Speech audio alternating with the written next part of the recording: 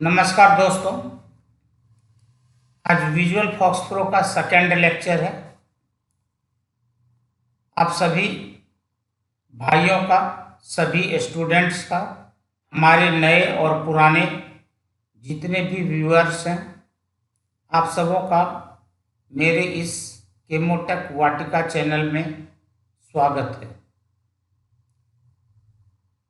आज मैं आप लोगों को विजुअल फॉक्स प्रो के नए कमांड के बारे में बताऊंगा, जिसमें मैं आज डिस्कस करूंगा display command, append command, browse command. ठीक है, पहले हम लोग यहाँ पर अपने लैंग्वेज में समझने की कोशिश करेंगे कि डिस्प्ले कमांड का काम क्या होता है। यहाँ पर देखिए लिखा हुआ है, यह कमांड वर्तमान में प्रयुक्त डेटाबेस फाइल के वर्तमान रिकॉर्ड यानी कि करंट रिकॉर्ड को प्रदर्शित करता है, यानी कि दिखाता है। यदि इसके साथ कुछ और ऐड कर देते हैं, अब यहाँ पर कुछ और का मतलब क्या है वो मैं आपको एग्जाम्पल में बताऊंगा। फिर भी मैं आपको बताता हूँ। यदि आप ये चाहते हैं कि किसी भी डीबीएफ फाइल में जितने भी रिकॉर्ड्स हैं उन सभी रिकॉर्ड्स को दिखा दे, यदि इसके साथ ऑल कीवर्ड का प्रयोग किया जाए तो वर्तमान में प्रयुक्त डेटाबेस फाइल के समस्त रिकॉर्ड को स्क्रीन पर प्रदर्शित करेगा। याद रहे, यह केवल स्क्रीन के ऊपर ही शो करेगा। आप चाहें कि हार्ड कॉपी पर यानी कि इसका प्रिंट आउट निकाल लें तो वो प्रिंट आउट नहीं देगा। हार्ड कॉपी यह नहीं देता है, यह केवल स्क्रीन के ऊपर ही दिखाता है। हार्ड कॉपी पर यानी कि प्रिंट आउट लेने के लिए उसके लिए अलग कमांड होता है, उसके लिए मैं अलग से बताऊंगा, क्योंकि ये आज का हमारा सेकंड लेक्चर ही है। एक ही दिन में आप किसी भी लैंग्वेज को नहीं सीख सकते हैं, और जानबूझ करके मैं थोड़ा थोड़ा करके पढ़ा रहा हूँ। मुश्किल से 18 से 20 मिनट का मैं लेक्चर रखूँगा। यदि मान लीजिए कि आप चाहते हैं कि किसी पर्टिकुलर रिकॉर्ड नंबर को डिस्प्ले करें, तो वहाँ पर आपको क्या करना पड़ेगा, वहाँ पर इस तरीके से लिखना पड़ेगा, डिस्प्ले रिकॉर्ड और नंबर। मान लीजिए कि 8वां नंबर चाहिए तो 8, ये जो भी चाहिए, तो यहाँ पर जिस पर्टिकुलर रिकॉर्ड का नंबर लिखेंगे उसी नंबर के रिकॉर्ड को डिस्प्ले करेगा। और यदि आपने लिख दिया डिस्प्ले ऑल, ये सभी रिकॉर्ड्स को डिस्प्ले करेगा। यहाँ तक समझ में आ गया।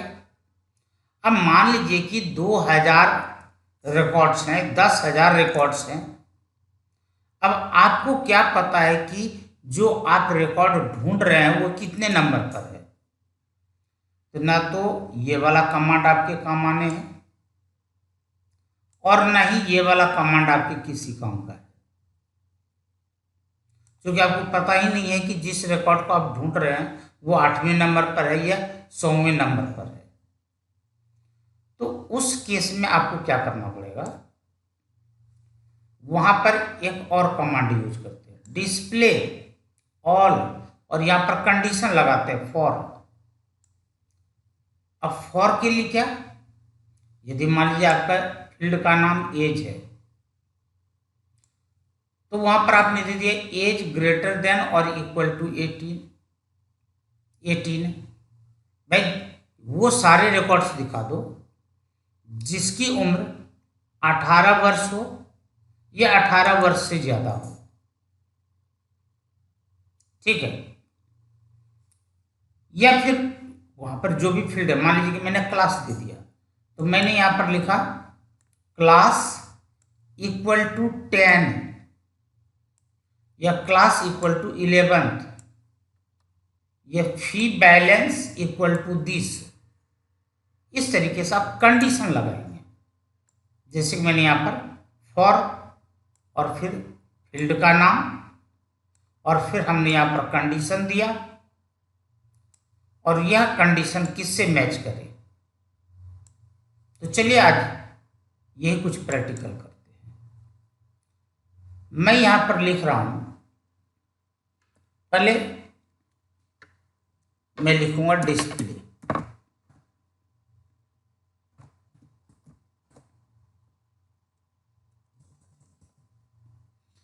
हाँ, एक खासियत और भी है इसमें, यहां पर केवल 4 कैरेक्टर भी लिखेंगे किसी भी कमांड का तो कंप्यूटर समझ लेगा कि आप क्या लिखना चाह रहे हैं।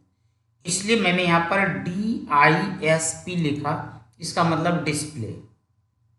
ठीक है, फिर मैंने यहां पर दिया, देखिए एंटर की मारे, मैंने स्पेस बार प्रेस किए तो ये ऑटोमेटिक डिस्प्ले लिख दिया।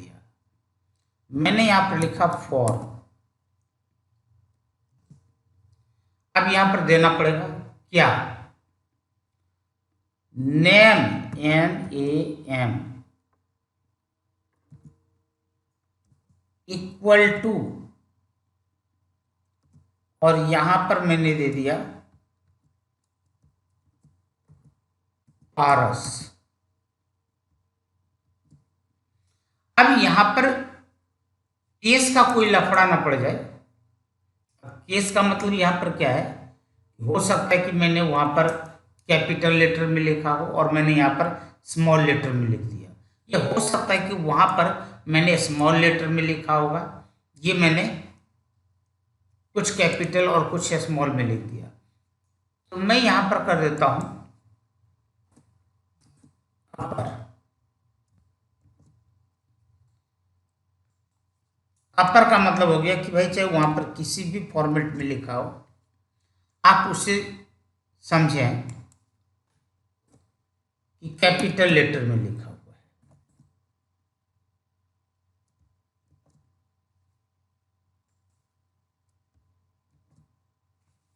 इस तरीके से आपने लिखा और एंटर की प्रेस करते हैं।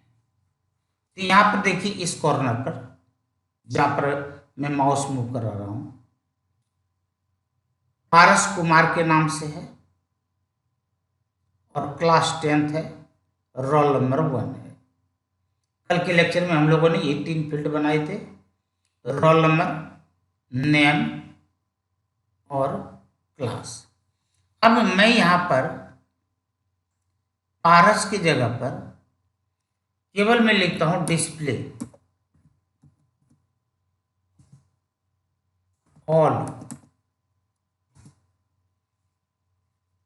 तो देखिए यहां पर मैं लिख रहा था मोहन, नहीं दिखा रहा है। अच्छा, स्पेलिंग में देखिए मैं मिस्टेक कर रहा हूं, MDAN मैंने यहां पर गलत लिखा है। तो मैं यहां पर चलिए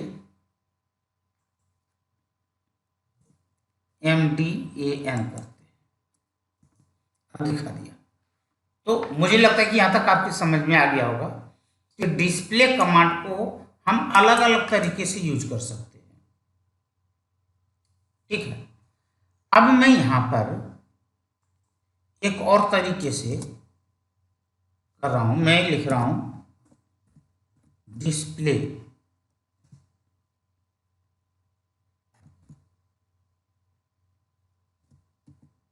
रिकॉर्ड।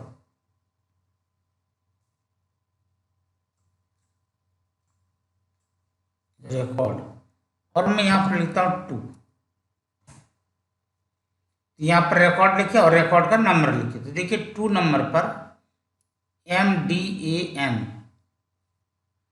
अब दूसरा कमांड मैंने आपको कहा था ब्राउज, पहले एक बार मैं क्लियर कर लेता हूं।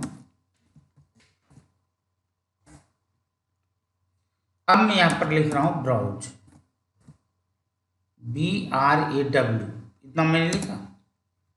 तो अब यहां पर क्या है कि इसमें आपको एडिट करने की फैसिलिटी देता है कि यदि कोई स्पेलिंग वगैरह गलत है, जैसे मदन का स्पेलिंग गलत मैंने यहां पर लिखा था, मैंने यहां पर MA कर दिया। लेकिन मैं यहां पर ये चाहूं कि कोई न्यू रिकॉर्ड ऐड करूं तो वो मैं यहां पर नहीं कर सकता हूं। यानी कि ब्राउज का यूज आप एडिट करने के लिए कर सकते हैं, लेकिन यदि आप ये चाहते हैं कि इसमें अब तीसरा रिकॉर्ड ऐड करूं उसके लिए आपको अपेंड कमांड का यूज करना पड़ेगा। मैं यहाँ पर लिखता हूँ APPE, आपके का मतलब हो गया अपेंड। अब यहाँ पर दो तो पहले से फिट है ही, अब तीसरा मैं यहाँ पर लिख रहा हूँ रोल नंबर 3, यहाँ पर दिव्या ज्योति, क्लास मैंने यहां पर दे दिया 10th,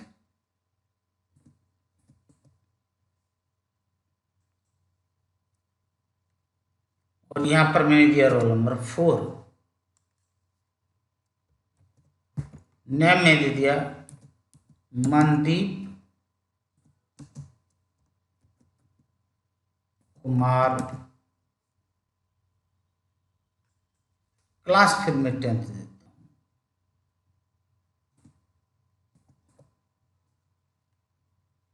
अब मैं यहां पर ये देता हूं रोल नंबर 1,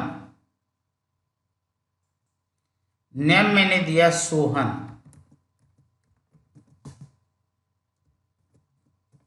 कुमार। अब रोल नंबर 1 मैंने दिया है, इसका मतलब ये 10th क्लास का नहीं है। चलिए मैं इसको देता हूं 11th, और इसको मैंने क्लोज कर दिया। अब ब्राउज करके देखते तो वो सारे रिकॉर्ड्स यहां पर आ गए होंगे। अब यदि आप डिस्प्ले करके देखना चाहते हैं, मैं यहां पर कंडीशन देना चाहता हूं, यहां पर मैं दूंगा क्लास, नेम की जगह पर क्लास, क्लास फील्ड को ले रहा हूं, और यहां पर मैं लिखूंगा 11th। 11th में एक ही बच्चा है, इसलिए इसने एक को दिखाया। और यदि मान लीजिए कि मैंने यहां पर 10th कर दिया, अब देखेंगे कि यहां पर 4 बच्चों को दिखाएगा। क्यों भाई, यहां पर 2 को ही क्यों दिखाया? देखते हैं कि मिस्टेक कहां पर हुआ है। अब देख लीजिए, यहां पर जो 10th है मैंने वो लगा दिया है, हमें 0 लगाना था। यानी कि हमसे या आपसे गलतियां हो सकती है, लेकिन कंप्यूटर गलती नहीं करेगा। अब हम लोग फिर इसी को यूज करते हैं। अब देखिए 4 रिकॉर्ड्स को दिखा दिया, तो मुझे लगता है कि यहां तक आपके समझ में आ गया होगा।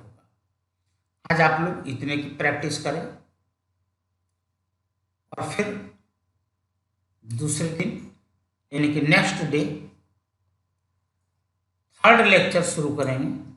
आप लोग इंतजार करेंगे, और मैक्सिमम से मैक्सिमम अपने सर्कल में जो भी प्रोग्रामिंग सीखना चाहते हैं उनको आप शेयर करें, यदि आपको उचित लगता है तो।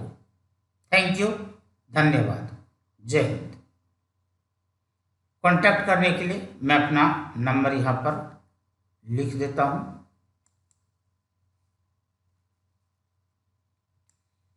यदि आप कांटेक्ट करना चाहें, यदि अलग से क्लास लगाना चाहें ऑनलाइन, एनी डेस्क के ऊपर मैं अलग से आपको कोचिंग दे सकता हूँ।